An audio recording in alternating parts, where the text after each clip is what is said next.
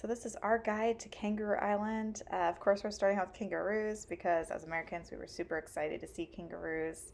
We visited Kangaroo Island as part of our honeymoon, and we had the best time there. We did go before 2019, which was when the bushfires happened, so some of this footage is going to look a little bit different than the island looks today because the island is recovering from the bushfires. But we're just really excited to share with you our trip to Kangaroo Island because we still talk about it to this day as one of our favorite places to visit. One of the first things we did on Kangaroo Island was visit the Kangaroo Island Wildlife Park. They were already a great place to visit because we got to see kangaroos and wallabies. We even got to hold a koala.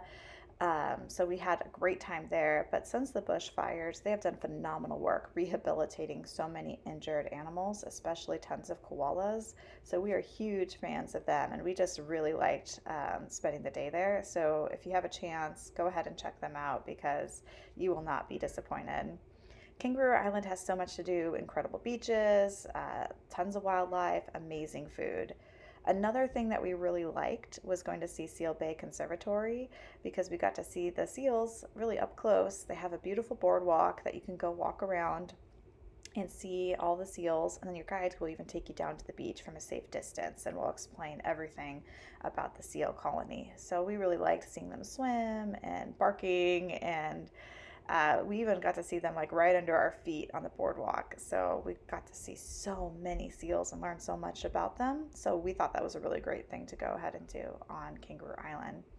Another fun thing that we did that we had never done before was sandboarding. So in the sort of middle of the island, they have these sand dunes, and from this footage, the sand dunes don't look that tall, but they're actually like fairly steep. So we got some good speed going down them, and of course we were just novices and not knowing what we were doing, but we had a lot of fun playing in the sand and definitely biffing it sometimes, but kind of picking it up, which was really fun. And then if you have kids or if you're like me and not the most coordinated, like they also have the toboggans, so you can also kind of slide down the sand dunes.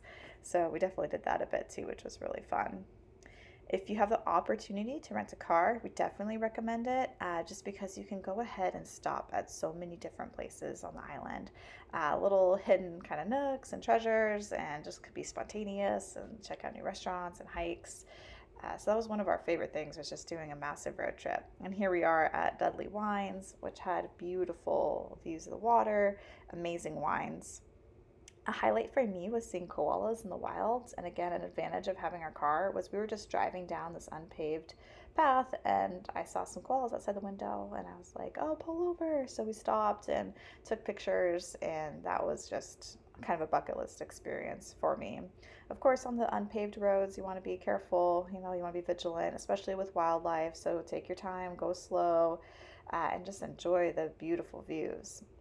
We did find that it was a little bit more expensive to rent a car, but again, we really thought it was worth it because it gave us so much freedom to go ahead and explore the island and just see everything that there is to see. And we just had a map out and, like, where does this road lead? And oh, it goes to this beach.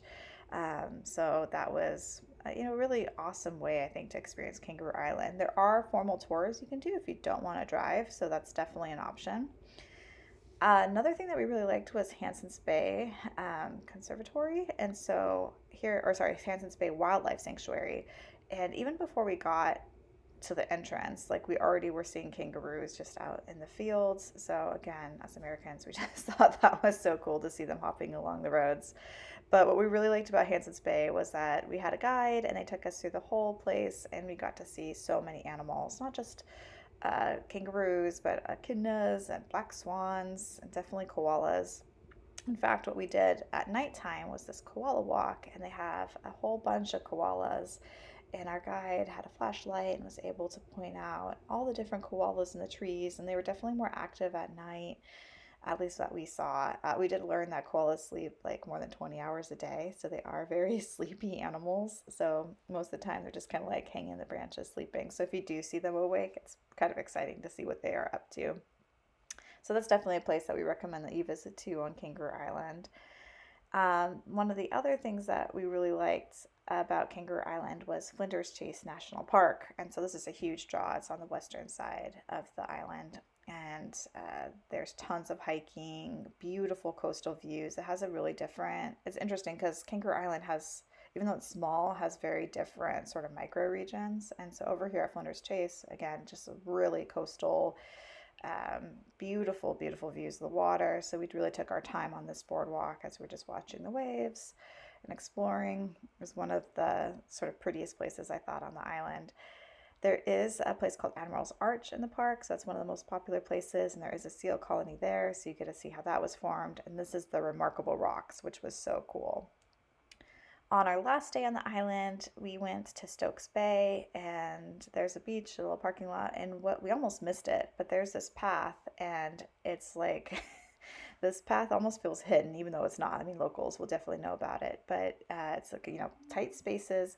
But as we're kind of climbing through this path, like, well, I wonder where this leads. It leads to the most beautiful beach. So we definitely recommend that you check out Stokes Bay. As you can see, some of the areas are kind of tight, so you might want to take your time and kind of carefully walk through. But we promise it's worth it because as soon as you get to the other side, it is the most beautiful, clear, tranquil water.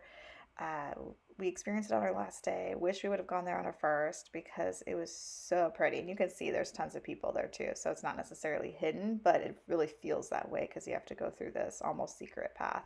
But the water was crystal clear. And we went swimming here and just enjoyed just the afternoon before we had our flight home. And you can see some of the pictures turned out even better. So if you go to Kangaroo Island, we recommend it. Check out our blog. Thank you so much.